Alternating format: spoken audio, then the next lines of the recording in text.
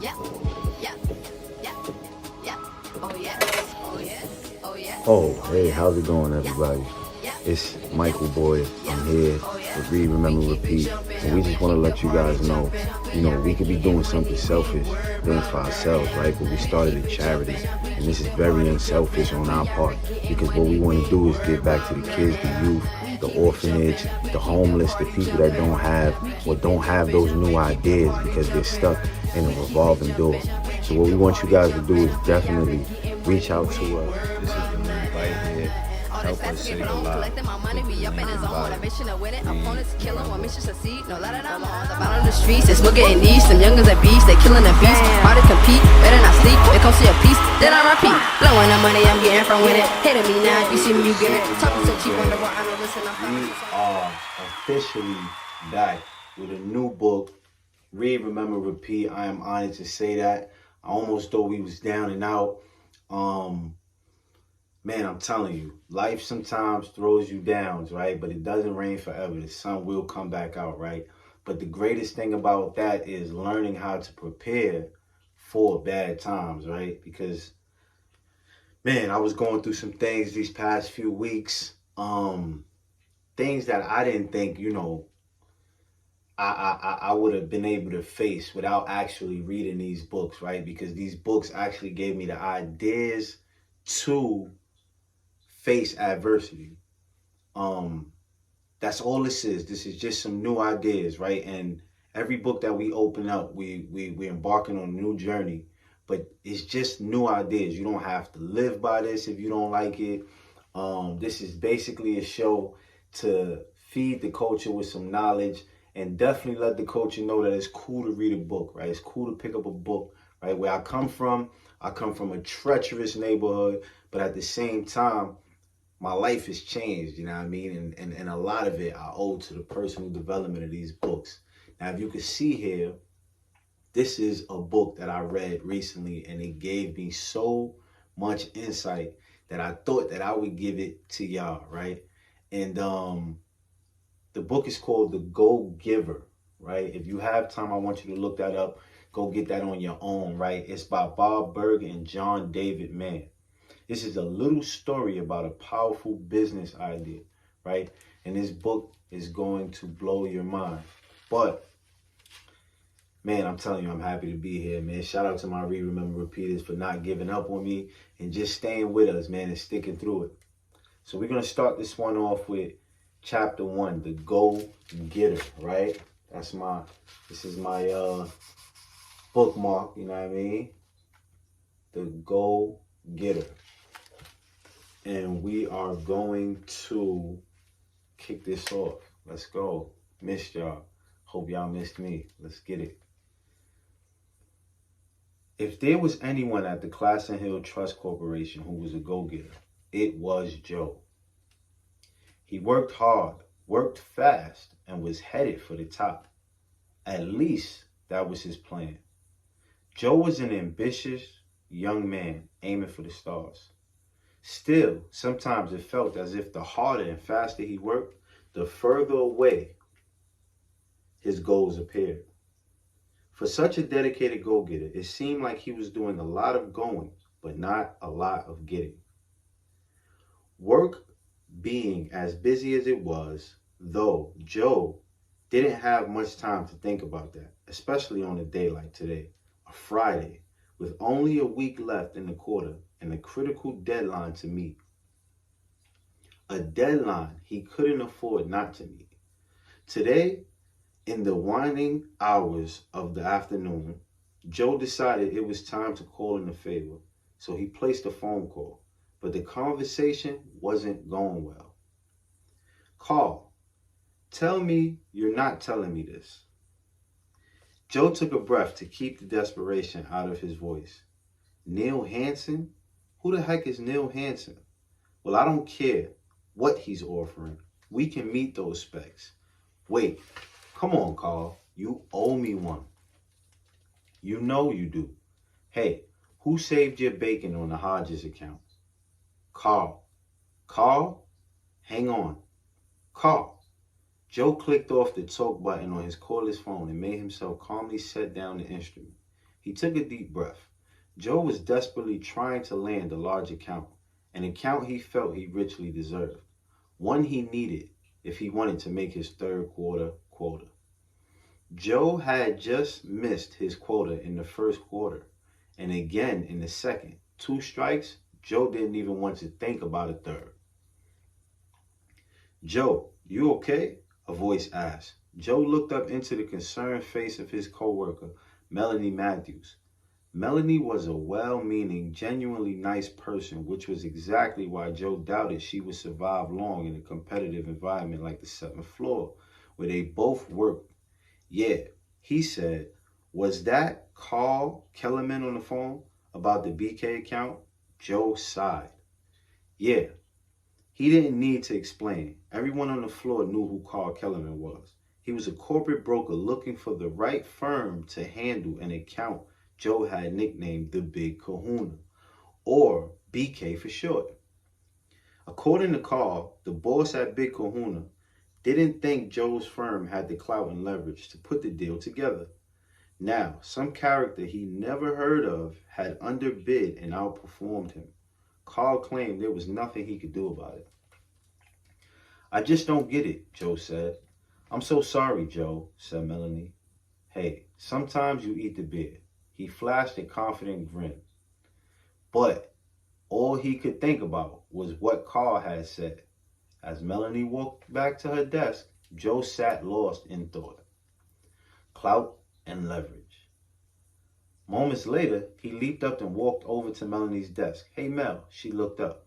"Do you remember talking with Gus the other day? Something about a big wheel consultant giving a talk somewhere next month. You called him the captain or something." Melanie smiled. "Pinder, the chairman?" Joe snapped his fingers. "That's it. That's the guy. What's his last name?" Melanie frowned. "I don't think." She shrugged. "No, I don't think I've ever heard it mentioned. Everyone calls him the chairman or just Pinder." "Why? You want to go hear the talk?" "Yeah, maybe." But Joe was not interested in some lecture happening a month away.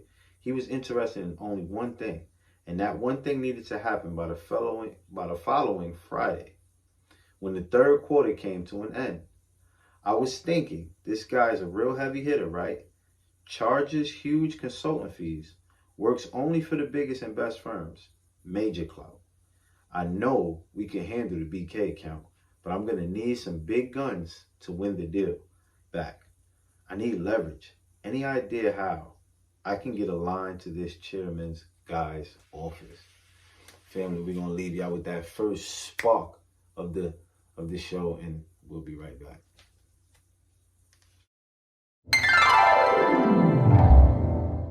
Wealthy wanted Walker to say this. Once I learned the credit game, it was over. Game was over. When I know I had all the millions and I didn't even have a credit card, the dumbest. I was like the dumbest person ever. I used to just spend money on everything. Man, please. Yeah. Please. I'm going to open up an insurance, put $2-3 million in my insurance, and borrow from that and put it back in. I never lose my money, ever. This man might be onto something. What he's talking about is to use your credit card to fund that infinite bank. Now, instead of paying interest, now you're receiving interest at about 8 to 10% on average because of your infinite bank's performance. And you borrow from your infinite bank to purchase an income-producing asset. You use the profit from those income-producing assets to pay off the credit cards, and you wash and repeat. Hey, maybe Flacco's onto something. I think the wealthy one. And we are back, family, with The Go-Giver, starting a new book, The Go-Giver, right? And this book is amazing, so tune in. Let's get it. Melanie looked at Joe as if he were proposing to wrestle a grizzly bear. "You're just going to call him up?" Joe shrugged. "Sure, why not?" Melanie shook her head. "I have no idea how to contact him. Why don't you ask Gus?" As Joe headed back to his desk, he wondered how Gus had managed to survive this long at Classen Hill Trust. He never saw him do any actual work. Yet, Gus had an enclosed office, while Joe, Melanie, and a dozen others shared the open space at the 7th floor. Some said Gus had gotten his office because of seniority. Others said he earned it on merit. According to Office,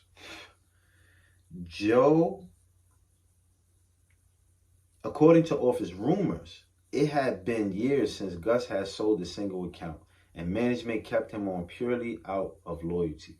There were also whispers about Gus that went to the other extreme, that he had been super successful in his younger days and was now an independently wealthy eccentric who stashed his millions away in mattresses while living a pensioner's lifestyle.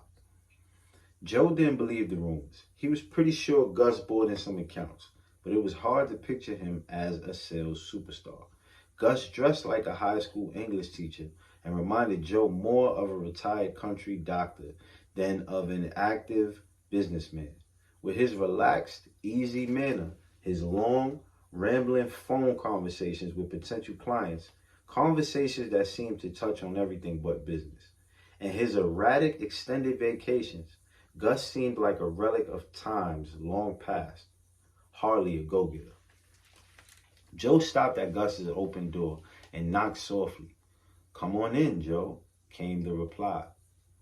"So you want to call right now and try to get in to see the man himself?" Gus thumbed carefully through his large Rolodex, found the dog-eared card he was searching for, and copied the phone number onto a small slip of paper, which he then handed to Joe. He watched as Joe took the paper and punched in the number on the caller's phone. On a Friday afternoon, Joe grinned. "Yep, I'm going to do exactly that." Gus nodded thoughtfully. "One thing I have to say about you, Joe, you've got ambition." And I admire that. Gus absent-mindedly fingered a mere scum pipe as he talked. "If there's anyone on this floor who's a go-getter, it's you." Joe was touched. "Thanks, Gus." He headed back to his desk.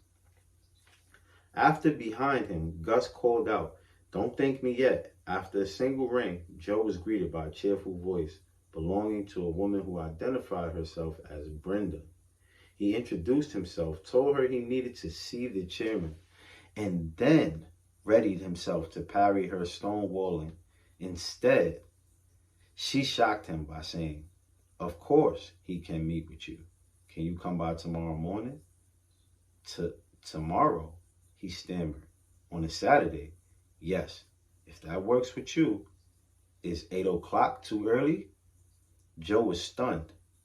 Don't you need to check with him first?" "Oh no," came her unruffled reply. "Tomorrow morning will be fine." There was a brief silence. Joe wondered if she had him confused with someone else. Someone this Pender character actually knew.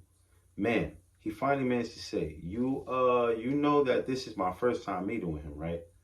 "Of course," she replied cheerfully.